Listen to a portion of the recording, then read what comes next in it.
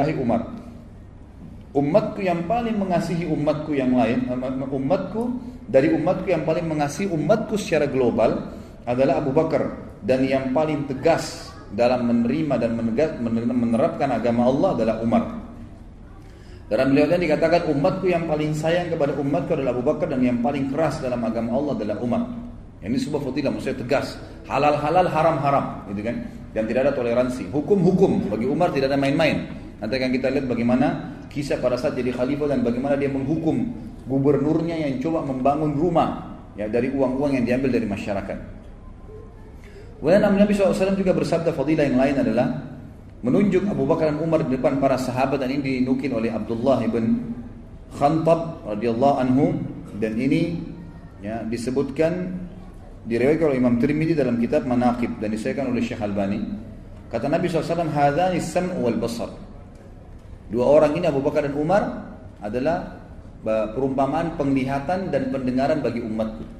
Artinya posisi mereka luar biasa. Kita tahu mata dan pendengaran ini dua-duanya posisinya sangat berpengaruh dalam kehidupan kita. Orang biar lumpuh kalau matanya masih bisa melihat, telinganya masih bisa mendengar, itu sebuah fadilah. Ya, dibandingkan kalau dia buta walaupun semua tangannya utuh, kakinya utuh, tetap sulit, nggak bisa melihat. Atau dia tuli, nggak bisa mendengar, tidak tahu apa yang dijadikan target. Beda. Mata dan pendengaran punya posisi dalam tubuh kita. Maka Nabi SAW menunjuk Abu Bakar Umar sambil berkata, ini keduanya adalah perumpamaan penglihatan dan pendengaran bagi umatku.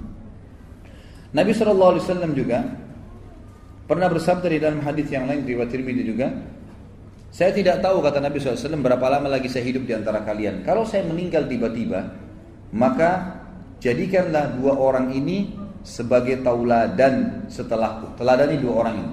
Lalu beliau menunjuk kepada Abu Bakar dan Umar. Ini berarti fadilah-fadilah yang tersembunyi atau yang tersirat maksud saya dari Nabi SAW. Nabi SAW juga menyampaikan berita gembira fadilah kepada Umar bahwa dia penghuni surga. Sebagaimana hadis yang masyhur yang kita sudah tahu sama-sama tentunya, ini hadis riwayat Tirmidzi. Ya, Nabi SAW menyebutkan 10 orang yang masuk surga. Kata Nabi SAW, Abu Bakar di surga, Umar di surga, Uthman di surga, Ali di surga, Talha di surga, Zubair di surga, Abdurrahman ibn Auf di surga, Sa'ad ibn Abu Waqqas di surga, Sa'id ibn Zaid di surga, dan Abu Ubaidah bin Jarrah di surga. 10 orang yang masuk surga. Maka di sini masuk Umar radhiyallahu anhum.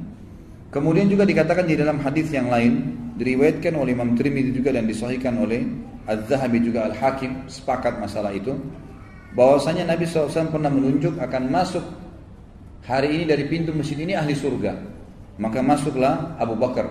Kemudian Nabi SAW mengatakan lagi akan masuk setelah dia penghuni surga. Lalu masuklah Umar bin Khattab radhiyallahu anhu. Nabi SAW juga bersabda dalam hadis yang lain, ini fadilah yang sangat banyak, riwayat Tirmidzi juga dan disahihkan oleh Ibnu Hibban dalam Sahih Jami'.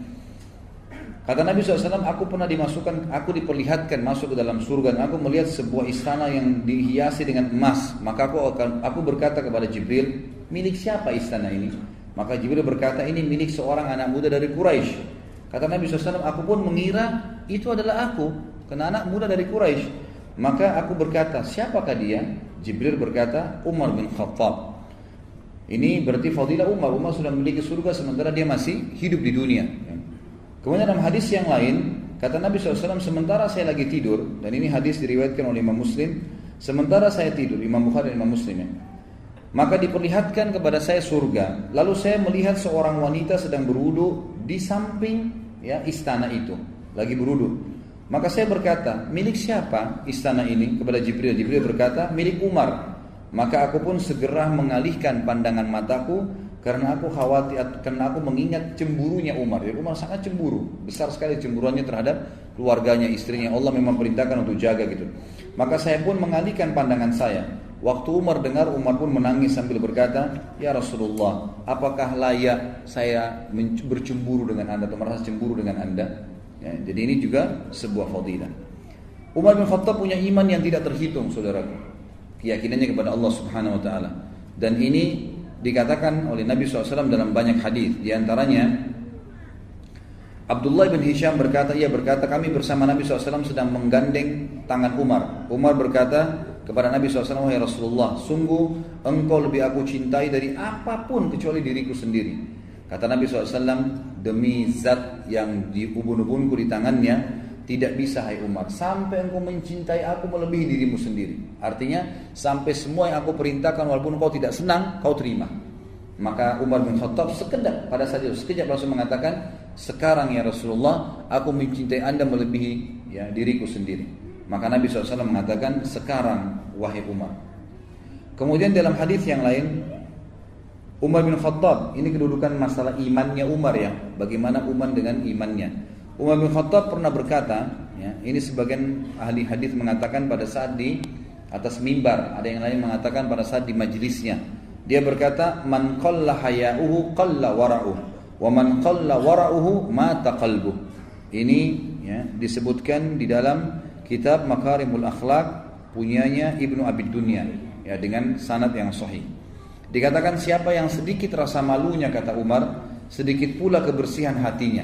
Dan siapa yang sedikit kebersihan hatinya, niscaya hatinya akan mati. Niscaya hatinya akan mati. Jadi bagaimana Umar bin Khattab selalu menjaga hatinya dalam keimanan supaya memang terjaga dengan amal soleh, jadi tidak rusak. Kemudian dalam hadis yang atau riwayat yang lain, Umar bin Khattab berkata, man istahya istaghfa, wa man istaghfa ittaqa, wa man ittaqa wuqiya. Barang siapa yang merasa malu dengan Allah SWT, dia akan bersembunyi atau menyembunyikan amalnya. Barang siapa yang bersembunyi, menyembunyikan amal solehnya, dia akan bertakwa, pasti dia akan patuh pada Allah. Dan barang siapa yang bertakwa, dia pasti akan dilindungi oleh Allah Subhanahu wa ta'ala. Umar bin Khattab pernah dimimpi oleh Nabi SAW memiliki kedudukan yang tinggi dalam agama ini, terutama dalam masalah ilmunya. Dalam hadis yang sahih riwayat Bukhari dan Imam Muslim, juga Imam Tirmidzi menyebutkannya, Nabi SAW bersabda, saya langsung baca terjemahannya saja. Di dalam mimpi aku melihat orang-orang dihadapkan kepadaku dan mereka memakai pakaian. Di antara pakaian itu ada yang sampai di dada, ada yang pakaiannya sampai kurang lebih dari itu, ke lehernya. Lalu Umar dihadapkan kepadaku sementara dia seret pakaiannya yang panjang.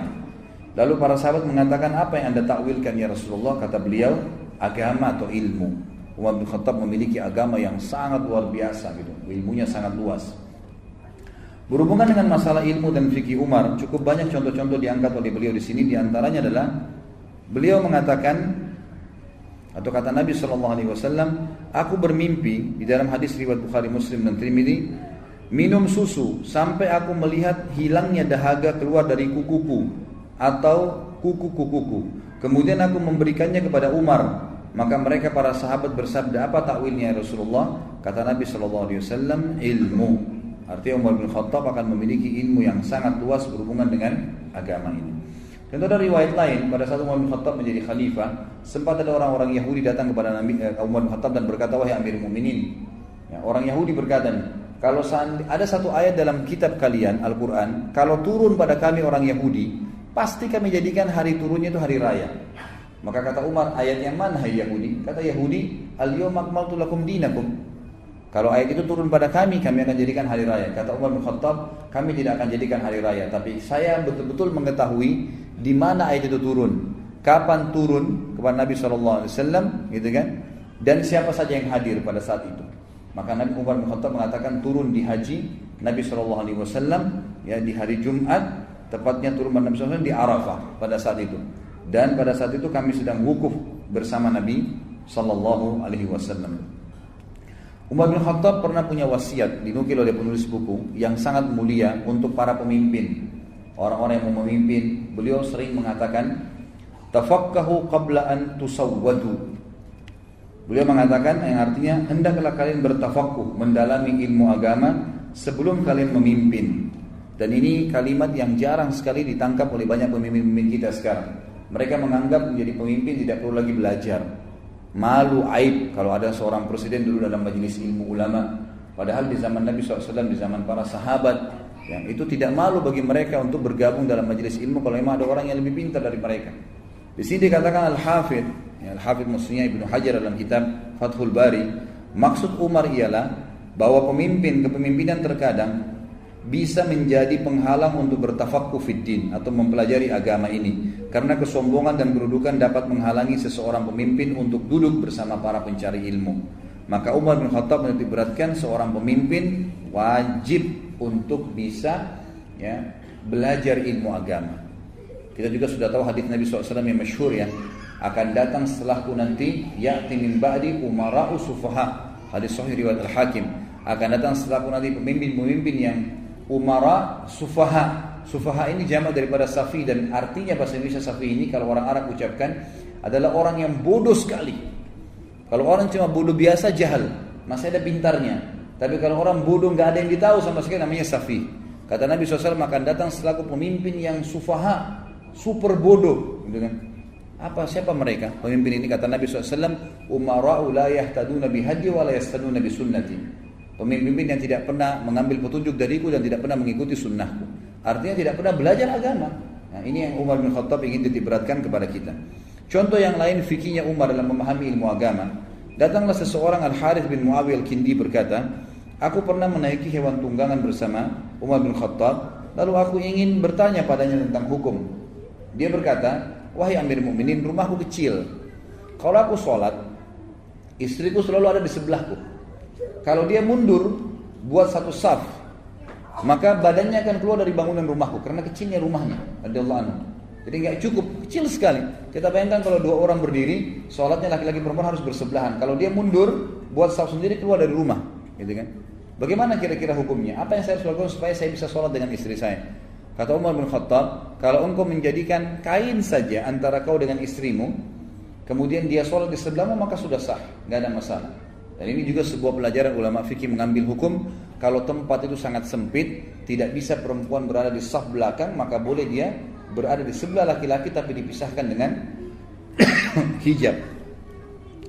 Kemudian juga dinukil dalam kisah yang lain, Abdurrahman bin Abi Abdul Qari rahimahullah, seorang ulama tabi'in berkata, ini kisah tentang sholat tarawih ya. Dikatakan tentu ini riwayat-riwayat semua ada footnote-nya kalau yang pegang bukunya ya. Kalau yang belum milikin buku bisa didapatkan di depan. Maka dia berkata, di zaman Umar bin Khattab ya, jadi khalifah, di masjid Nabi terpencarlah orang sholat di malam Ramadan. Ada yang sholat berjamaah, ada yang sholat sendiri. Maka Umar bin Khattab pun keluar dan berkata, menurutku seandainya aku mengumpulkan mereka di belakang satu imam, niscaya ini hal yang lebih baik. Dan ini tentunya diriwayatkan ya, oleh Imam Bukhari dalam kitab As-Sahih. Kemudian Umar bertekad untuk mengumpulkan mereka di belakang Ubay bin Ka'ab, sahabat Nabi yang paling pintar bacaannya waktu itu Al-Quran. Kemudian aku pun keluar di malam yang lain sementara orang-orang sholat di belakang imam mereka. Umar berkata, sebaik-baik bid'ah adalah ini.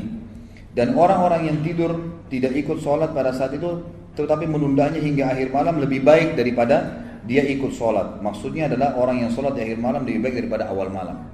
Hadis ini sebagaimana saya katakan diriwayatkan Imam Bukhari. Dan sedikit saya ingin diberatkan, banyak orang yang melakukan perbuatan bid'ah sekarang, mereka mengambil dari perkataan Umar bin Khattab ini. Mereka mengatakan, Umar sendiri bilang, ni'ma bid'ah hadihi, sebaik-baik bid'ah yang ini, gitu kan?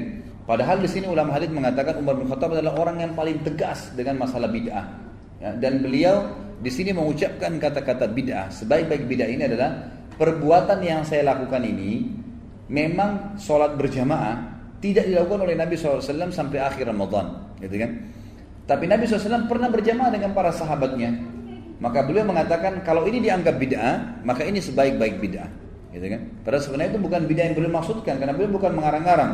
Makanya di sini dinukil oleh Al-Hafidh ya, Ibnu Hajar dalam Sahih Bukhari, beliau mengatakan Ibnu Tin dan selainnya berkata, Umar mengambil kesimpulan demikian dari persetujuan Nabi SAW terhadap orang-orang yang bermakmum kepada beliau untuk beberapa malam. Sekalipun Nabi SAW tidak menyukai hal itu untuk mereka, namun hal itu karena kekhawatiran beliau terhadap diwajibkannya sholat malam atas mereka.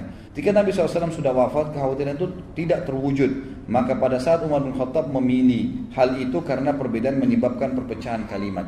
Maka Umar bin Khattab pun melakukannya bukan perbuatan baru, tapi perbuatan yang pernah dilakukan oleh Nabi SAW sebelumnya. Jadi ini bukan bid'ah, dan ulama sepakat mengatakan orang kalau faham bahasa Arab, maka yang dimaksud dengan nikmah bid'ah adalah bid'ah secara etimologi, secara bahasa. Artinya perbuatan baru yang sekarang dikerjakan tapi memang sudah ada dasarnya dari Nabi SAW. Bukan tidak ada dasarnya, ada dasarnya. Kalau bid'ah yang mungkara, yang dilarang adalah bid'ah yang tidak pernah Nabi SAW contohkan sama sekali. Kita lihat juga beberapa pindah ke subjudul yang lain. Tentu di sini ada beberapa poin tentang pujian sahabat kepada Umar bin Khattab, tidak saya sebutkan dulu karena cukup panjang bahasan kita nanti. Pendapat-pendapat Umar yang sesuai dengan firman Allah. Jadi ada ayat Al-Quran yang turun sesuai dengan firman Allah Subhanahu wa taala. Ini ada sudah saya simpulkan, ada kurang lebih 1 2 3 4 5 ayat yang disebutkan yang berhubungan dengan perkataan Umar bin Khattab, lalu turun ayat. Yang pertama tentang sholat di belakang makam Ibrahim. Jadi pernah Umar bin Khattab berkata, ya Rasulullah, coba seandainya Anda perintahkan kami untuk sholat di belakang makam Ibrahim setelah tawaf, maka Allah turunkan Al-Quran surah Al-Baqarah urutan 2 ayat 125 yang bunyinya wattakhidu min maqami Ibrahim musalla, gitu kan. Allah turunkan ayat ini karena Umar bin Khattab yang mengatakan kepada Nabi SAW, ya Rasulullah, coba Anda jadikan sholat di belakang makam Ibrahim. Kemudian yang kedua ayat tentang hijab, ya jilbab, hijab, ya. Ini pernah berkata, wahai Rasulullah, seandainya engkau memerintahkan istri-istrimu untuk berhijab, karena yang berbicara dengan mereka itu adalah orang baik dan orang fajir, maka turunlah ayat hijab. Dan yang hijab turunnya Al-Ahzab urutan 33 ayat 53 tentang Allah SWT menyuruh Nabi kita Muhammad SAW meletakkan hijab antara sahabat-sahabat yang bertanya kepada istri-istri, ya, Nabi SAW dengan istri-istri beliau sendiri. Jadi disuruh ditaruh hijab di antara mereka. Kemudian yang ketiga adalah at-talaq, ya, perceraian, masalah perceraian untuk istri-istri Nabi SAW disebutkan dalam surat Tahrim urutan 66 ayat 5. Ini turun juga karena perkataan Umar bin Khattab. Jadi Umar bin Khattab pernah berkata kepada istri-istri Nabi pada saat lagi berkumpul karena cemburu dengan beliau, gitu kan. Maka Umar bin Khattab berkata, hati-hatilah, karena jika Nabi menceraikan kalian semua, bisa saja Rabb-nya Allah memberikan ganti kepadanya dengan istri-istri yang lebih baik daripada kalian. Maka turunlah ayat firman Allah Subhanahu wa taala At-Tahrim urutan 66 ayat 5 tadi.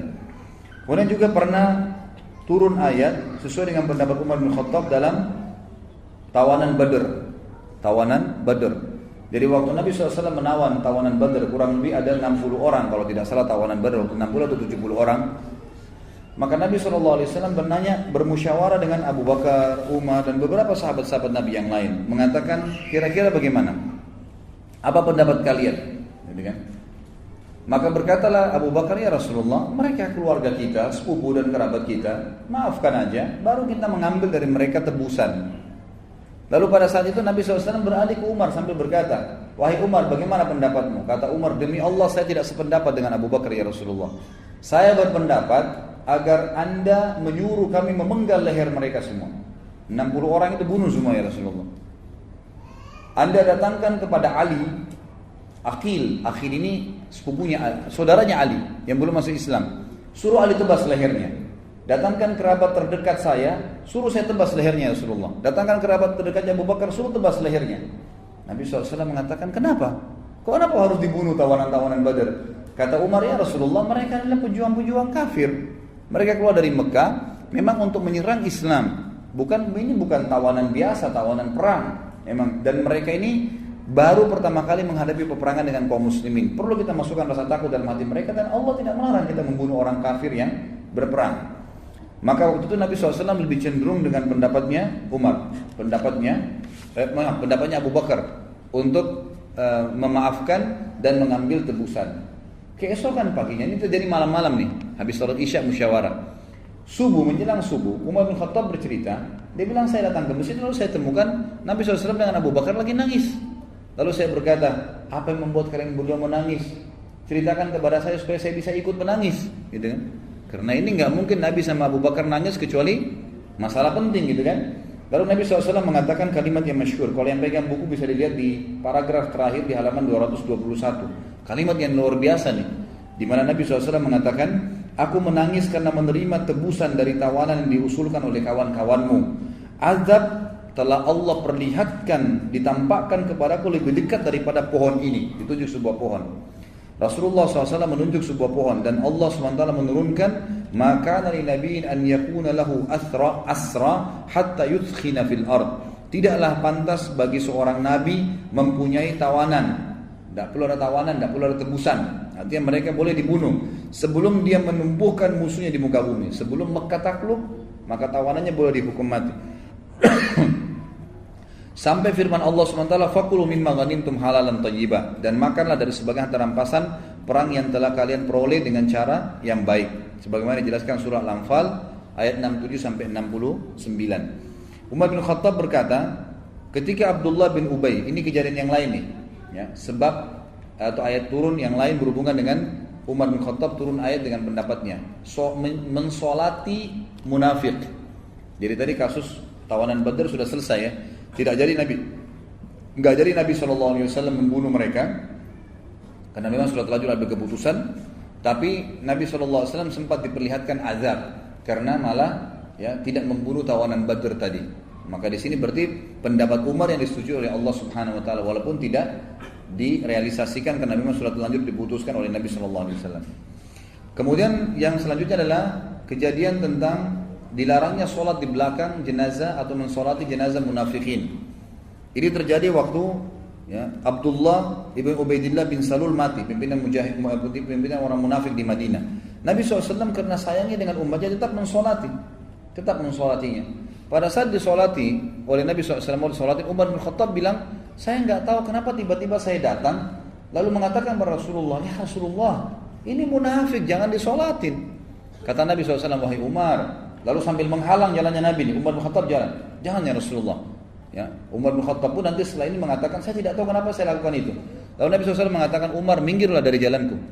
Biarkan saya sholatin dia. Karena Allah Tuhanku memberikan pilihan. Kau beristighfar untuk mereka atau tidak istighfar. Maka saya mau beristighfar, walaupun sampai 70 kali. Gitu kan? Lalu Umar bin Khattab mengatakan, ya Rasulullah, jangan. Dalam beberapa riwayat dikatakan Umar bin Khattab sempat memegang pundak Nabi SAW sampai mengatakan, ya Rasulullah, munafik, tinggalin, jangan sholatin. Gitu kan? Lalu Nabi SAW ternyata sholatin. Nah, merasa kesian dengan Abdullah bin Ubay bin Salul, ini pimpinan munafikin. Lalu setelah itu turun firman Allah Subhanahu Wa Taala yang disebutkan di dalam surah At-Taubah ayat 84 yang bunyinya, a'udzubillahi minasyaitonir rajim, wala tusalli ala ahadin minhum mata abada. Setelah hari ini jangan pernah kau sholatin lagi orang munafik dari mereka, wahai Muhammad. Ternyata Umar bin Khattab berkata, saya terus terang tidak tahu kenapa waktu itu saya begitu berani dengan Nabi SAW sampai menahannya. Ya, ternyata apa yang aku sampaikan sesuai dengan apa yang Allah atau Tuhanku inginkan, yang Tuhanku inginkan. Juga ada beberapa ulama yang menambahkan tentang ayat hijab, jilbab. Itu juga turun karena Umar bin Khattab. Ayat tentang pengharaman khamr turun juga karena Umar bin Khattab. Jadi pernah Umar bin Khattab melihat beberapa sahabat waktu turun firman Allah Subhanahu Wa Taala, a'udzu billahi minasyaitonir rajim, ya ayyuhalladzina amanu la taqrabus salata wa antum sukara hatta ta'lamu ma taquluna wala junuban illa abiri sabilin hatta tagtasilu. Al-ayah. Kurang lebih terjemahnya begini, hai orang yang beriman, jangan kalian sholat sementara kalian mabuk, gitu kan? Sampai kalian tahu apa yang kalian ucapkan, dan jangan juga orang-orang yang junub sampai dia mandi, ya kalau dia mau sholat atau dia mau ibadah. Maka pada saat itu, ikhwan dan akhwat sekalian, Umar bin Khattab merasa terganggu karena ada sahabat yang sholat sambil mabuk, nggak tahu apa yang diucapin, gitu kan? Kadang-kadang juga ada yang mabuk kemudian duduk sebentar depan masjid, sadarin dirinya kemudian baru masuk masjid sholat. Maka Umar bin Khattab berkata, ya Allah, haramkan minuman ini buat kami, haramkan, ya. Maka Allah SWT turunkan surah Al-Ma'idah ayat 90 sampai 91. Tentu ini tidak ditulis dalam buku ini ya, ini saya tambahkan. Jadi itu juga disebutkan oleh para ulama bahwasanya turun Al-Maidah ayat 99 tentang masalah pengharaman khamar. Sungguhnya khamar, judi, mengundi nasib dengan dengan anak panah adalah perbuatan syaitan. Jauhilah, tinggalkanlah. Apakah kalian akan meninggalkannya? Apakah kalian berhenti? Fahal antum muntahun? Hal antum muntahun? Apakah kalian akan berhenti? Maka semua sahabat mengatakan intahina. Kami berhenti. Maka di situ dikeluarkan juga hadis Bukhari, semua sahabat akhirnya memecahkan kendi-kendi khamar mereka sehingga membuat seluruh jalan Madinah penuh dengan khamar dan baju-baju mereka pun terkena khamar, lalu mereka sholat tanpa mencucinya. Dari hadis ini juga dikeluarkan sebuah hukum bahwasanya alkohol sifatnya najisnya maknawi, secara makna, enggak najis total gitu ya. Cuma najis di zatnya tapi tidak najis, tidak menajiskan gitu kan.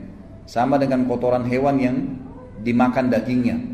Pada saat keinjak kotoran ayam, disebutkan dalam hadis Bukhari tidak membatalkan. Hewan yang dimakan dagingnya, dia najis secara maknawi, secara makna, enggak menajiskan. Najis zatnya tapi tidak menajiskan. Dicuci bisa sholat, gitu kan. Dan ini juga sebagaimana khamr, sama alkohol. Karena para sahabat pecahin kendinya, kena baju mereka, mereka sholat tidak membersihkannya. Yang hukum lain adalah kalau dia meminumnya, bukan kasusnya adalah karena memabukkan, ya, bukan karena masalah najis secara maknawinya itu. Dan ini diambil juga dari kisah ini. Dan ulama mengatakan subhanallah, ini pelajaran imaniyah ya. Selama orang sholat di belakang makam Ibrahim, Umar bin Khattab panen pahalanya, karena dia penyebabnya. Selama perempuan pakai hijab, jilbab, maka semua pahalanya diambil oleh Umar bin Khattab, karena Umar yang menyebab, berdoa sama Allah. Selama ya istri-istri Nabi waktu itu tidak jadi diceraikan oleh Allah oleh Nabi SAW, karena Allah yang perintahkan, Umar bin Khattab mendapatkan pahalanya. Selama waktu itu ya tawanan Badar berhasil lolos dan ada di antara tawanan nanti masuk Islam, Umar bin Khattab mendapatkan pahalanya. Dan selama orang munafik tidak pernah disolatin, ya, tidak pernah disolatin, maka Umar bin Khattab dapat pahalanya. Dan juga selama ya tadi yang terakhir yang saya sampaikan, selama khamr diharamkan dan tidak ada yang minum, maka Umar bin Khattab memanen pahalanya karena justru dia berdoa kepada Allah Subhanahu wa taala. Nah, ini sebuah hal yang positif juga ya. Kita dianjurkan kalau melihat sebuah kemungkaran tidak bisa memungkiri dengan lisan, atau belum bisa, minimal kita mendoakan, ya Allah berikanlah hidayah penduduk Jakarta ini, berikanlah hidayah penduduk kota ini, ya Allah berikanlah hidayah keluarga saya. Satu waktu Allah berikan hidayah, kita dapat pahalanya. Dan itu yang Umar bin Khattab lakukan radhiyallahu anhu, walaupun beliau lengkapkan dengan penyampaian, berdoa sambil disampaikan kepada Nabi SAW agar Nabi SAW meminta kepada Allah Subhanahu wa taala. Dan kata para ulama, karena Umar bin Khattab ini betul-betul memegangi sebuah prinsip dasar, ini yang benar, maka ini dia patuhi. Semua hidupnya adalah wahyu, nggak ada yang lain. Maka itu sebab utama kenapa dalam hadis dikatakan syaitan lari daripada Umar bin Khattab. Dan ini disebutkan dalam riwayat yang sahih. Ini riwayat banyak, cukup riwayat, diriwayatkan Imam Bukhari, diriwayatkan juga oleh Imam Bukhari menyebutkan, disebutkan di sini. Pernah satu kali kata Sa'id bin Abi Waqqas, Umar bin Khattab minta izin masuk ke rumah Nabi SAW. Pada saat itu istri-istri Nabi lagi berbicara di hadapan Nabi SAW dengan suara mereka lebih tinggi dari suara Nabi SAW. Maka Umar bin Khattab waktu masuk, tiba-tiba istri-istri Nabi diam dan menurunkan hijab mereka. Lalu waktu Umar bin Khattab masuk, Nabi SAW senyum, tertawa melihat Umar masuk. Kata Umar, ya Rasulullah, apa yang membuat anda tertawa? Semoga Allah membuat anda tertawa seumur hidup. Itu biasanya doa begitu ya. Lalu kemudian berkatalah Nabi SAW, saya heran dengan wanita-wanita ini. Pada saat tadi kamu belum datang, suara mereka lebih tinggi dari suara saya, dan mereka juga belum menutup hijabnya. Pada saat kamu datang, tiba-tiba mereka seperti ketakutan, meredamkan suara mereka dan menutup hijab mereka. Lalu Umar bin Khattab menghadap ke hijabnya, ya, seperti kayak kita sekarang ini ada gorden, gitu kan? Antara kita dengan akhwat itu dilihat gorden, menghadapi gorden tersebut. Lalu kata Umar, wahai musuh-musuh diri sendiri, gitu kan? Kepada istri si Nabi. Dalam riwayat dikatakan, wahai musuh-musuhnya Allah, apakah kalian segan dengan saya? Kalian tidak segan dengan Nabi SAW? Istri Nabi yang paling tua minta apa gitu? Ummu Salamah. Ummu Salamah mengatakan, iya, karena Rasulullah SAW lebih lembut dan lebih baik daripada kau, hai Umar. Gitu kan? Dalam riwayat dikatakan, kau lebih keras daripada Nabi SAW, gitu kan? Maka pada saat itu Nabi SAW tidak menanggapin dialog antara Umar bin Khattab dengan istri-istri Nabi SAW radhiyallahu alaihinna. Jadi waktu itu yang diperhatikan oleh Nabi SAW adalah penyampaian wahyu yang lain. Kata Nabi SAW, wahai Ibnu Khattab, anak-anak Khattab, wahai Umar bin Khattab, demi zat yang ubun-ubunku dalam genggamannya, kalau seandainya kau lewat di sebuah lembah dan syaitan lihat kau lewat di lembah itu, maka dia akan cari lembah yang lain. Artinya karena tegasnya dalam masalah keputusan agama, gitu kan. Jadi halal, haram, yang dilarang, gitu kan. Sampai istri-istri Nabi pun kalau salah ditegur oleh Umar bin Khattab. Tidak ada toleransi bagi dia, semuanya diluruskan kalau memang salah. Dalam riwayat lain disebutkan, riwayat ini riwayat Tirmidzi, dikatakan kata Nabi SAW, inni la anzuru ila syayatinil insi wal jinni kad farru min Umar. Bukan depannya Umar ya, tapi Nabi SAW bilang di depan Aisyah, wahai Aisyah, saya melihat syaitan dari jenis jin dan manusia semuanya lari dari Umar, semuanya takut, gitu kan? Dari Umar radhiyallahu anhu, karena luar biasanya beliau dari sisi kedekatannya dengan Allah Subhanahu wa taala. Kemudian Umar bin Khattab juga ya selalu mengikat dirinya dengan wahyu dan selalu melibatkan Allah dalam kehidupannya. Ada hal yang menarik di sini. Di sini tuh saya penulis kecerdikan Al-Faruq dalam perang Tabuk. Perang Tabuk ini perang yang sangat jauh dari Madinah, Bapak Ibu sekalian. Jadi antara Madinah sama Tabuk ini jaraknya kurang lebih itu 1000 km. jauh sekali jaraknya. Dan pada saat itu sahabat menunggangi kuda sama unta semampunya, yang jalan kaki nanti tukaran sama temannya, jadi tukar-tukaran untuk naik di naik di unta atau di kuda itu. Di tengah jalan ternyata para sahabat kehabisan bekal dan mereka berkata, ya Rasulullah, kami kehabisan bekal makanan, bisakah ya izinkanlah kami untuk menyembeli unta-unta kami. Jadi kami ngambil dagingnya, kami ambil juga lemaknya, gitu kan? Lemaknya itu biasa dileburin menjadi minyak yang mereka bisa pakai untuk makan, gitu kan. Dagingnya nanti dicelupin di lemak itu pada saat sudah menjadi minyak. Biasanya dulu dilakukan seperti itu. Lalu unta ini punya satu kelebihan, Bapak Ibu sekalian, yang mungkin kalau yang belum tahu ya. Jadi di perut unta itu ada sebuah kantong cukup besar, itu bisa menampung tidak kurang dari 10 liter air, 10 sampai 15 liter air, itu bersih. Jadi unta itu kalau minum, dia menarik ya, itu dia tidak angkat kepalanya sampai kantong itu penuh. Makanya kata Nabi SAW, jangan kalian minum seperti unta. Ya, unta itu kalau minum terus sampai hausnya hilang, gitu kan? Kita kan kalau minum dianjurkan minum lepas, minum sampai 3 kali, nggak boleh nafas kalau minum. Kalau unta nggak nafas, terus ditarik sama dia, gitu kan? Nah ini Nabi SAW berikan perumpamaan. Dan unta ini punya sebuah kantong di perutnya. Kalau anda mau bisa baca tafsir, waktu Allah SWT mengatakan wa ilal ibili kaifa khuliqat. Coba lihat bagaimana unta kami ciptakan. Ada 9 kelebihan unta. Di antaranya adalah di perutnya ada kantong yang kalau dia minum air, di kantong itu tertampung tidak kurang dari 10 sampai 15 liter, sama 1 galon kita sekarang yang besar tuh, 10 liter air yang masuk di situ. Dan itu tidak tercemar dengan apapun. Pada saat unta berjalan di padang pasir dan dia haus, dengan sistem yang Allah ciptakan di tubuhnya, air itu bisa ditarik sama dia, membasahi tenggorokannya, kemudian masuk kembali, gitu.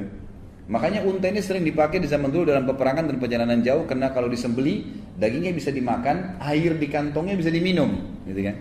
Sahabat-sahabat mengatakan, ya Rasulullah, izinkan kami sembeli unta-unta kami jadikan sebagai bekal, airnya kami minum, lemaknya kami jadikan minyak, gitu kan. Lalu Nabi SAW mengatakan, lakukanlah. Umar bin Khattab waktu itu hadir di situ. Umar mengatakan, sebentar ya Rasulullah, mohon maaf, saya ingin sampaikan sesuatu. Ya Rasulullah, daripada anda menyuruh mereka menyembeli unta-unta mereka, dan kita hanya kehilangan tunggangan, sementara Tabuk ini jauh, dan kalau kita berjalan kaki pasti lebih letih. Kalau pakai unta atau kendaraan tunggangan, ada kuda atau unta, maka kalau untanya letih, orangnya tinggal turun, tetap bisa diajak jalan, berarti bisa hemat waktu. Kalau orang jalan kaki capek, dia istirahat, maka berhenti perjalanan, gitu kan. Maka kata Umar bin Khattab, saran saya Rasulullah, kumpulkan semua bekal-bekal sahabat ini, kumpulkan bekal-bekal kami, lalu berdoalah kepada Allah agar Allah Subhanahu wa taala memberkahi bekal ini. Maka Nabi SAW pun setuju dengan pendapat Umar, lalu mengatakan, setelah menebarkan kain, Nabi SAW mengatakan, kumpulkan semua bekal kalian. Lalu dikumpulkan, lalu Nabi SAW mendoakan bekal-bekal mereka. Memang waktu dikumpulin, sedikit sekali bekalnya, gitu kan? Sedikit sekali. Maka kata Nabi SAW, ya Allah berkahilah bekal-bekal kami ini. Lalu Nabi SAW mengatakan, masukkan ke kantong-kantong kalian. Setelah mereka masukkan, subhanallah, yang punya sepotong roti, yang punya cuma sepotong daging, yang punya cuma sekendi air, itu mereka masukkan kembali ke kantong-kantong mereka, sampai pulang dari perang Tabuk pun itu masih utuh karena diberkahi oleh Allah Subhanahu wa taala. Dan ulama mengatakan kekuatan Umar di sini nih, beliau selalu melibatkan Allah dalam segala kehidupannya, luar biasa gitu. Jadi selalu daripada habisin, lebih baik berdoa. Dan ini juga saya ingin beratkan jemaah sekalian, banyak orang di antara kita menjadikan hubungannya dengan Tuhannya Allah Subhanahu wa taala itu nomor 30. Misal dia lagi mau berobat sakit, banyak orang di antara kita, dia pergi ke dokter berobat, sakit. Dia tahu dia punya Tuhan Allah Subhanahu wa taala. Yang ciptakan dia Allah, ciptakan penyakit Allah, ciptakan kesembuhannya Allah. Tapi dia enggak minta kepada Allah. Dia ke dokter, "Dok, saya sakit ini." Konsultasi, langsung gitu kan. Kemudian setelah itu dia minum obat. Pada saat tidak sembuh juga enggak kembali kepada Allah. Kembali ke dokter, "Dok, kenapa saya belum sembuh, Dok? Resep apa lagi?" dan seterusnya. Konsultasi dari dokter ke dokter, pindah beberapa dokter. Orang yang seperti ini Allah akan biarkan sesuai dengan ikhtiar manusianya gitu kan. Mestinya kata para ulama, diambil pelajaran dari Umar bin Khattab, libatkan Allah dari awal, nanti Allah akan mudahkan itu manusia atau obat atau makanan jadi solusinya. Misal sebelum berobat mengatakan ya Allah sembuhin saya, maka pasti Allah akan mudahkan nanti konsultasi dokternya cocok, resepnya cocok, dengan sekali saja sudah cukup. Disinilah kelebihan Umar bin Khattab radhiyallahu anhu. Beliau selalu libatkan Allah dulu di awal, baru kemudian beliau berikhtiar secara manusia. Di sini ditulis lagi judul yang lain, mohon maaf, kata Nabi SAW waktu melihat itu, jadi Allah berkahi makanan tadi, beliau mengatakan, Asyhadu an la ilaha illallah wa anna Muhammad Rasulullah. Beliau syahadat sendiri. Lalu beliau mengatakan, tidak ada seorang hamba pun yang mengucapkan kalimat syahadat ini dengan tulus, lalu tidak ada keraguan sedikit pun dalam hatinya, kecuali pasti masuk surga. Dijamin masuk surga. Ini hadis disebutkan, ya, diriwayatkan oleh Imam Bukhari dan juga Imam Muslim, serta ada beberapa ya yang lainnya meriwayatkan, tapi ini disebutkan Imam Bukhari dan Imam Muslim. Umar bin Khattab memiliki kepribadian yang sangat kokoh dan juga ya kesegangan orang-orang pada beliau. Jadi saking kuatnya pribadi beliau, gitu kan. Beliau kalau bicara itu pasti yang bermanfaat. Beliau kalau menegur pasti memang karena kesalahan. Beliau kalau mendukung pasti karena kebenaran. Beliau kalau membantu memang kalau betul orang itu perlu dibantu, gitu. Jadi beliau betul-betul tepat, ya, dan itu semua wahyu dari patokannya, tidak pernah yang lain. Beliau pernah saking pribadinya sangat kuat, gitu, sampai orang banyak segan dengan beliau. Ibnu Abbas pernah berkata, dan ini dinukil juga dalam riwayat-riwayat yang sahih, diantaranya riwayat Imam Bukhari. Disebutkan bahwasanya beliau, Ibnu Abbas ini adalah dikenal dengan ulamanya sahabat. Karena Nabi SAW pernah mendoakan Ibnu Abbas, gitu kan, mengatakan hibr hadil ummah, maksudnya lautannya umat ini. Mau tanya apapun Ibnu Abbas tahu. Tapi Ibnu Abbas ini bilang, pernah saya punya semua permasalahan, saya tidak tahu, belum tahu pasti. Dan waktu itu Umar jadi khalifah, ingin bertanya sama Umar tapi segan.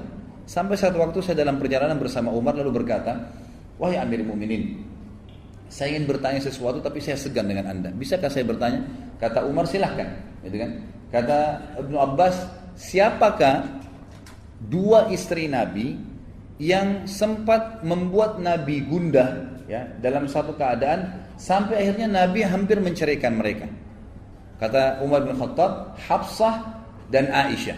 Hafsah ini anaknya beliau, gitu kan? Aisyah anaknya Abu Bakar, dan memang dua istri Nabi SAW ini yang pernah buat, ada bahasa sendiri tentunya, pernah buat mengajak istri-istri Nabi yang lain untuk minta nafkah dinaikkan, gitu kan? Sampai turunlah surah At-Talaq menjelaskan masalah itu. Tapi yang jelas di sini Umar tidak segan menyebutkan nama anaknya Hafsah, dan dia memberikan jawaban kepada Abdullah bin Abbas, dan Abdullah bin Abbas mengatakan, sungguh wahai Amir Mukminin, saya ragu, segan menaikkan ini sudah lama, apalagi Hafsah anak anda. Maka Umar berkata, jangan begitu. Jika engkau menyangka aku mempunyai ilmu, bertanyalah, dan jika memang ya aku mengetahuinya, aku pasti akan memberikan jawaban kepadamu. Ikrimah juga pernah meriwayatkan, Umar bin Khattab ini saking disegani oleh orang-orang, beliau pernah mau bekam. Oh, bekam ya? Beliau pernah mau bekam, mengeluarkan darah kotor dari tubuhnya, sunnah Nabi SAW. Lalu beliau pada saat mau dibekam, beliau sempat ada sedikit nyangkut di lehernya, lalu beliau ya mengatakan melakukan mengedehem, ya. Tiba-tiba saja dikatakan dalam riwayat ini, dan ini riwayat dinukil oleh Ibnu Sa'ad dalam kitab Tabaqatnya, tiba-tiba tukang bekamnya kencing di celana. Dalam riwayat lain dikatakan saking segannya mereka dengan Umar. Umar bin Khattab pernah jalan diikuti oleh beberapa sahabat dan tabi'in, karena mereka waktu Umar jadi khalifah setiap kali jalan selalu diikutin. Siapa tahu ada kejadian nih, karena Umar bin Khattab ini kalau ada kejadian satu pasti langsung dieksekusi, diselesaikan pada saat itu.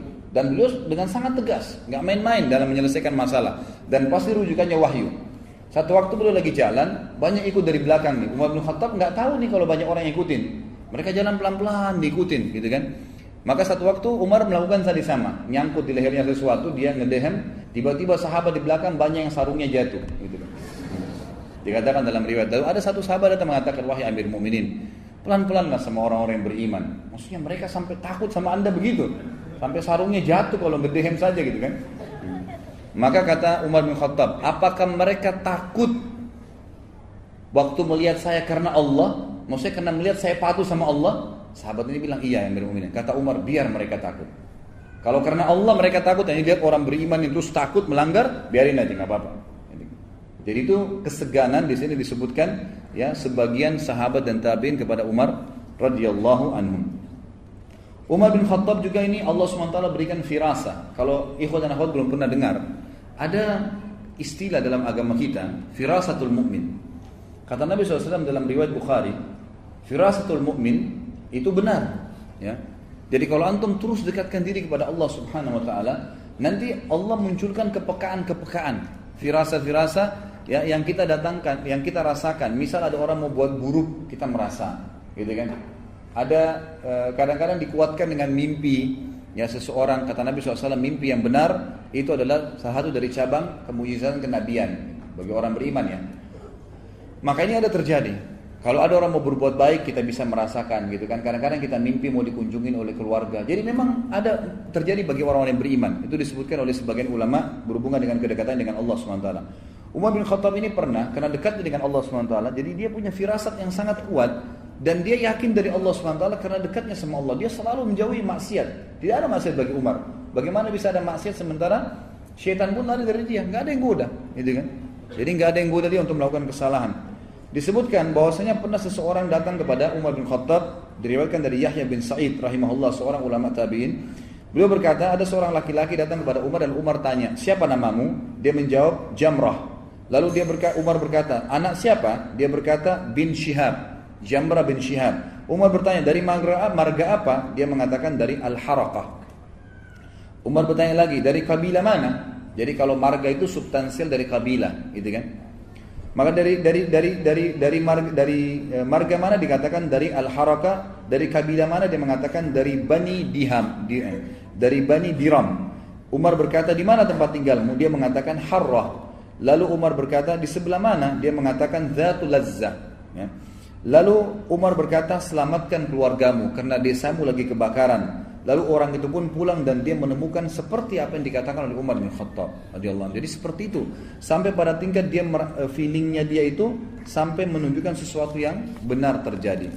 Kemudian juga Imam Az-Zahabi menukil kepada kita dalam riwayat yang sahih, disebutkan dalam Syiar Alam Nubala. Ini buku rujukan 43 jilid, semuanya berhubungan dengan biografi para orang-orang soleh dulu. Ada seseorang, kalau ikhwah dan akhwat pernah dengar, namanya Al-Aswadul Unsi. Ini dulu bersamaan dengan Musailam Al-Kadzab.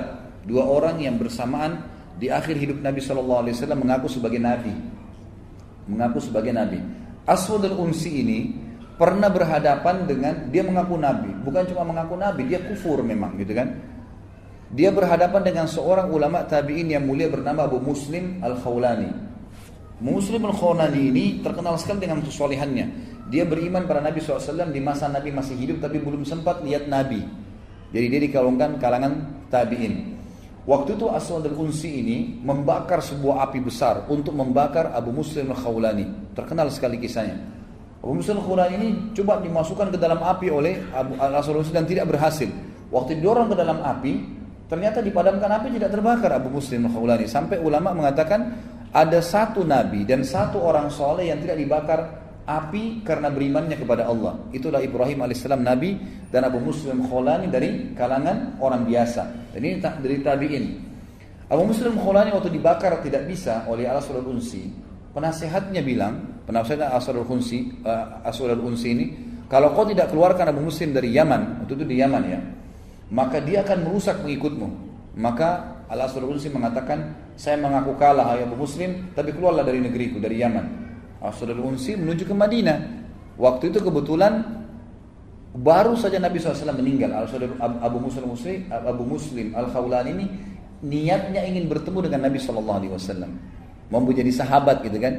Pas tiba di Madinah, ternyata baru saja dimakamkan Nabi SAW, baru selesai mati, berarti tidak sempat ketemu dengan Nabi SAW. Waktu dia sholat di masjid, Umar bin Khattab melihat dia. Dan kisahnya Abu Muslim Al-Khawlani sudah sampai ke Madinah nih. Ada seorang yang beriman dibakar oleh Al-Aswad al-Unsi, tidak terbakar, gitu kan. Terkenal, tapi orang tidak ada foto, nggak ada yang kenal pada saat itu. Abu Muslim Al-Khawlani datang mengikat untanya di Masjid Nabawi, langsung masuk sholat. Ya. Begitu dia sholat, sebelum dia tanya tentang Nabi SAW, Umar bin Khattab memandang dia lalu berkata, mungkin ini orangnya dari Yaman. Padahal ini kejadian baru terjadi di Yaman.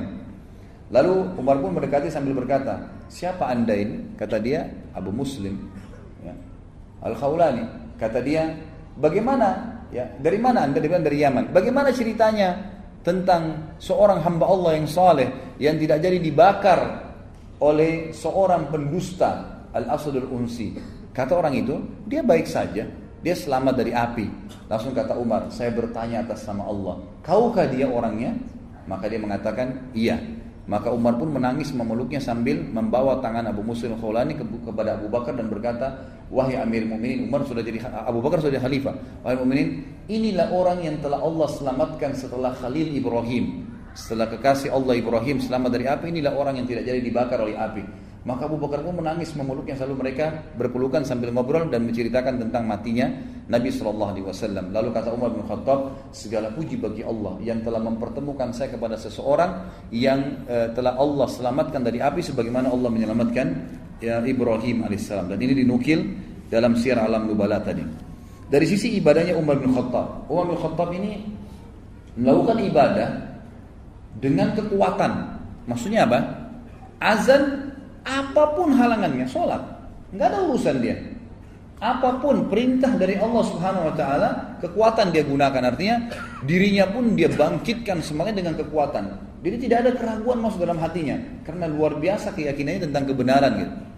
Ini dinukil dari Abu Qatadah radhiyallahu anhu bahwasanya Rasulullah SAW berkata kepada Abu Bakar, kapan engkau melakukan sholat witir? Kata Abu Bakar, di awal malam. Abu Bakar selalu tradisinya melakukan witir ini setelah sholat isya, habis ba'da isya sholat witir, gitu kan? Lalu Nabi SAW bertanya kepada Umar, kapan engkau kerjakan witir? Kata Umar, di akhir malam, sebelum subuh. Maka beliau berkata tentang Abu Bakar kepada Abu Qatadah, orang ini, Abu Bakar, mengambil agama dengan kehati-hatian. Dan ditunjuk kepada Umar, orang ini mengambil agama dengan kekuatan. Artinya tengah malam, mau mengantuk, mau enggak, Allah perintahin, saya harus bangun. Begitu Umar bin Khattab membangun prinsip. Jadi enggak ada sama sekali yang bisa menghalangi beliau dalam agama Allah ini. Semua dibangun dengan kekuatan walaupun dengan diri beliau sendiri. Dan ini disebutkan oleh Abu Dawud dan disahihkan oleh Syekh Albani. Kemudian juga dalam kisah yang lain, Umar bin Khattab selalu membangunkan istrinya atau anak-anaknya juga dalam sholat malam. Dan beliau selalu sholat di malam hari. Umar bin Khattab yang selalu sholat semampunya. Kata Al-Aslam rahimahullah, ketika di akhir malam beliau sudah sholat, beliau membangunkan keluarganya sambil membaca ayat wa'mur ahlaka bis salati wastabir 'alaiha. Perintahkanlah keluargamu untuk sholat dan suruhlah mereka sabar. Sebagaimana dijelaskan dalam surah Toha ayat 132, dan ini dinukil diriwayatkan oleh Abu Dawud dalam kitab Zuhud dan Baihaqi dalam Asy-Syu'ab serta Imam Malik dalam kitab Muwatta'nya. Juga dikatakan ini dari sisi ibadah, kita bicara masalah ibadahnya Umar sekarang ya. Kata Ziyad bin Hudayr, seorang ulama tabi'in juga rahimahullah berkata, aku melihat orang yang paling banyak puasanya dan yang paling banyak menggunakan siwak adalah Umar bin Khattab. Ya, kadang-kadang subhanallah kita anggap remeh nih. Jadi sunnah-sunnah Nabi pun yang kecil, subhanallah itu bisa atau tidak ditinggalkan oleh orang-orang yang beriman. Ya. Siwak ini kita kadang-kadang anggap remeh, tidak mau dipakai. Padahal sebenarnya itu sunnah Nabi SAW. Cuma fahami cara menggunakannya. Memang kita dianjurkan. Sekarang di Jakarta juga kan banyak dijual ya. Usahakan beli, dipakai. Jadi kalau habis dipakai 2-3 kali digunting, dipakai lagi yang masih baru. Ya, jangan dipakai yang itu terus 1 bulan, gitu kan? Nah itu memang kotor, kelihatannya jorok. Padahal sebenarnya bukan begitu caranya. Dan Nabi SAW sampai mau meninggal dunia pun pada saat beliau sudah akan sakarat, gitu kan? Aisyah berkata, aku menyandarkan Nabi SAW di dadaku dan wajahnya sudah pucat. Lalu masuklah adikku, saudaraku Abdurrahman bin Abi Bakar, sedang memegang siwak. Maka Nabi SAW memberikan isyarat seakan-akan menginginkan siwak itu. Maka aku pun mengambil dan melunakkannya untuk beliau. Kemudian beliau menggunakan pada saat sebelum wafat. Nabi SAW paling gemar dengan siwak. Bahkan ada sebuah kisah, saya sedikit keluar dari kisah ini. Ada pasukan muslimin, ya, tapi ini saya juga tidak teringat sekarang di zaman siapa ya, khalifah siapa. Tapi jelas di zaman kerajaan Abbasiyah. Sebelum pasukan itu menyerang sebuah wilayah Romawi waktu itu, ya, di wilayah Bizantium, maka pimpinan perang berkata, kita bersiwak dulu. Habis sholat subuh, mereka nunggu sampai awal terbit matahari, waktu syuruk, kemudian mereka panglimanya mengatakan, kita sekarang bersiwak. Semua bersiwak, baru kita menyerang, menjalankan sunnah Nabi SAW, gitu kan? Jadi bukan berarti orang jihad kemudian tidak membersihkan giginya. Subhanallah, ini kisah nyata. Tanpa kaum muslimin sadari, ternyata di tengah-tengah pasukan muslimin waktu itu ada mata-matanya, ya, kerajaan Bizantium lagi melihat orang-orang Islam pakai siwak. Lalu dia mengatakan, lagi ngapain orang-orang ini kira-kira? Gitu kan gelap, masih subuh ya. Ini kok mereka makan kayu, gitu kan? Ini kisah nyata. Lalu pulanglah mata-mata ini kepada Raja Bizantium waktu itu, dan wilayah itu takluk pada pagi itu ya di tangan kaum muslimin. Dia balik dan mengatakan, kayaknya kita nggak bisa kalahin umat Islam deh, kayu aja dimakan gitu kan. Padahal sebenarnya bukan makan kayu, lagi pakai siwak gitu kan. Itu sedikit berhubungan dengan masalah siwak tadi. Juga disebutkan Ibnu Umar berkata, Umar tidak meninggalkan dunia kecuali dia sangat banyak berpuasa. Dan Utsman bin Abi As juga berkata, Utsman bin Abi As ini menikahi salah satu dari istri Umar bin Khattab radhiyallahu anhu. Umar bin Khattab berpoligami, ya. Kemudian salah satu istri Umar bin Khattab, waktu itu tidak disebutkan namanya, tapi dinikahi oleh Utsman bin Abi As. Dan dia berkata, Utsman bin Abi As ini seorang sahabat yang mulia juga gitu kan. Dia mengatakan, aku tidak menikahi istri Umar ini untuk mengharapkan keturunan atau bahkan menikahi karena seorang wanita, mungkin karena syahwat. Tapi aku menikahi karena aku ingin mengetahui tentang malamnya Umar. Dan riwayat ini bersambung, di buku ini tidak disebutkan. Teman-teman kalau lihat ini di halaman 229, footnote nomor 89, saya sedang bahas itu ya. Maka riwayatnya berlanjut begini. Lalu dia bilang, istrinya Umar pun menceritakan kepada saya, Umar bin Khattab itu kalau mau tidur, kata Utsman bin Abi Asin radhiyallahu anhu ajma'in, kalau dia tidur di samping ranjangnya, di tempat tidurnya, dia meletakkan seember air yang dekat dengan tangannya. Jadi pada saat dia tidur, kemudian tangannya kesentuh air, dia bangun sholat, udah tidak tidur lagi sampai pagi. Begitu terus, itu salah satu yang dinukir kepada kita. Ibnu Katsir juga menyebutkan tentang malamnya Umar bin Khattab, dia mengerjakan sholat isya bersama orang-orang, lalu pulang dan mengerjakan sholat malam sampai fajar. Ya, sampai fajar. Jadi beliau Umar bin Khattab ini cirinya tidur pada saat ngantuk saja. Jadi malam itu jarang sekali tidur. Siang pun itu jarang juga tidur. Beliau kadang-kadang kalau ngantuk sekali baru tidur. Sampai dikatakan waktu ditanya kenapa anda lakukan ini, Umar bin Khattab mengatakan, kalau aku tidur di siang hari, aku akan menghilangkan kesempatan untuk mengurus ya rakyatku untuk jadi khalifah ya. Kemudian kalau aku tidur malam hari, aku menghilangkan urusan aku berkomunikasi dengan Tuhanku. Jadi luar biasa, dia tidur kapan dia ngantuk saja, gitu kan. Umar bin Khattab memberikan banyak pelajaran kepada kita dari sisi agama. Di antaranya adalah statement yang masyhur dari Umar bin Khattab agar orang-orang tidak kembali menyembah berhala. Disebutkan dalam hadis Bukhari dan juga Muslim, juga Imam Ahmad, Abu Dawud dan Tirmidzi. Juga selainnya menyebutkan dalam riwayat sahih ini, bahwasanya Umar bin Khattab pernah berdiri di depan Hajar Aswad, lalu dengan tegas menekankan kalimat, mengatakan, suaranya keras Umar bin Khattab, jahur, keras sekali. Dalam beberapa riwayat dikatakan Umar bin Khattab tinggi besar, sampai kalau duduk di atas kuda kakinya sampai di tanah, gitu kan. Lalu beliau berkata kepada Hajar Aswad, berdiri di musim haji pada saat itu, kemudian teriak dengan suara keras mengatakan, inni la'alamu annaka hajar. Saya sungguh betul-betul tahu kau adalah batu saja. La tadur wa la tanfa. Kau tidak bisa memberikan manfaat dan tidak bisa menyusahkanku. Atau terbalik ya, tidak bisa menyusahkanku dan tidak bisa memberikan manfaat kepadaku. Walaula anni ra'aitu Rasulullah sallallahu alaihi wasallam yukabbiluka ma qabbaltuka. Kalau bukan karena saya melihat Nabi SAW menciummu, saya tidak akan menciummu. Sebagian ulama menanggapi, di antaranya Nafi', seorang ulama tabi'in, bekas budaknya Abdullah bin Umar radhiyallahu anhu, seorang ulama tabi'in masyhur.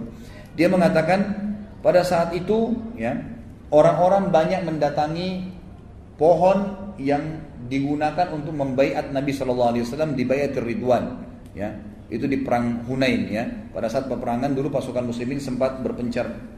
Kemudian datanglah Nabi SAW berdiri di bawah sebuah pohon, kemudian dibaiat pada saat itu.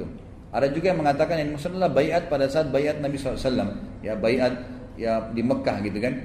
Tapi intinya ini adalah sebuah baiat pohon yang pernah Nabi SAW berdiri, kemudian disitulah ya orang-orang berkumpul pada saat itu. Lalu orang-orang banyak mendatangi tempat tersebut dan mereka sholat di sana. Maka sampai berita kepada Umar, maka Umar menyuruh agar menebang pohon tersebut.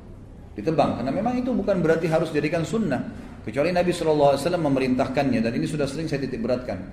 Anda kalau pergi umrah, pergi haji, ingat Gua Hira itu adalah gua yang Nabi SAW datangin hanya sebelum diturunkannya wahyu. Setelah turun wahyu Iqra bismi rabbikal ladzi khalaq yang pertama, sampai Nabi SAW meninggal, enggak pernah beliau datang lagi di Gua Hira. Enggak pernah datang di Gua Hira. Enggak pernah beliau khusus memerintahkan para sahabat datang. Sayangnya jemaah haji dan jemaah umrah kita memaksakan diri ke sana. Bahkan yang paling ramai itu jemaah dari Asia, Indonesia, dan yang paling ramai juga adalah dari Pakistan. Dua ini rame-rame naik gunung, gitu kan. Ada yang jatuh sampai jatuh, ada yang meninggal. Padahal itu tidak perlu. Ada yang sholat di situ. Subhanallah. Ini yang Umar bin Khattab titik beratkan nih. Jangan semua bekas yang Nabi SAW pernah di situ, kemudian kita tiba-tiba langsung melakukan sholat atau ibadah. Ini salah. Saya pernah hadapin sendiri jemaah sekalian waktu lagi musim haji. Selesai sa'i, subhanallah, pas habis tahallul kepala, itu kan habis syukur rambut, di sebelah pintu Marwah itu ada perpustakaan. Di situ dulu, sekarang sudah dibongkar ya. Itu dulu tanahnya bekas rumahnya Nabi SAW yang Aminah melahirkan Nabi SAW di situ. Maka dikenal dengan rumah lahirnya Nabi SAW. Sama kerajaan selalu dibangun perpustakaan buku gitu kan. Sekarang sudah dibongkar. Nah, waktu saya lagi selesai sa'i sama teman-teman ya, dari Indonesia juga habis kami haji, kemudian keluar lewat situ. Subhanallah, ada orang-orang dari Pakistan waktu itu. Mohon maaf teman-teman yang dari Pakistan, bukan niat untuk menyalahkan, tapi waktu itu kebetulan gitu kan. Dari teman-teman dari Pakistan waktu itu lagi sholat, Ka'bah di sebelah kanan mereka. Mereka sholat menghadap ke perpustakaan itu, gitu kan. Lalu saya datang, saya bongkarin. Saya bahasa Arab, saya mengatakan, nah nggak bisa nih dalam bahasa Arab, nggak bisa, ini kiblat di sana kok sholatnya di sini, ini bukan kiblat, gitu kan. Mereka nggak mau, gitu kan. Lalu kemudian saya ambil kain ihram saya tepuk-tepukin, gitu kan. Minimal ikutin cara Umar lah, gitu kan. Umar bin Khattab itu biasa bawa tongkat malah, gitu kan, dipukulin. Lalu saya pada saat gebukin, mungkin dia pikir saya ini pengurus kali, bubar akhirnya nggak jadi. Tapi sholatnya menghadap rumah itu, bayangkan kejahilannya, gitu kan. Nah tidak, bukan semua bekas yang Nabi SAW pernah ada di situ kemudian dijadikan tempat ibadah. Itu nggak boleh. Kemudian juga disebutkan dalam riwayat lain, Umar bin Khattab pernah selesai sholat, ya, kemudian orang-orang pada buru-buru semuanya sholat di sebuah tempat, gitu kan? Di sebuah tempat. Lalu berkatalah Umar bin Khattab, kenapa mereka? Ya, kenapa mereka keluar dan sholat lagi di sana? Kata orang-orang, sebagian sahabat bilang, itu dulu pernah Nabi sholat di situ waktu masih di Mekah. Maka para sahabat ingin mengerjakan sholat di situ. Kata Umar, janganlah kalian sholat di situ kecuali bertepatan memang waktu sholat dan ada masjid. Tapi secara khusus tidak boleh. Maka Umar pun radhiyallahu anhu menjelaskan masalah itu kalau tidak boleh orang masuk di situ atau mengerjakan sembarangan ibadah tadi.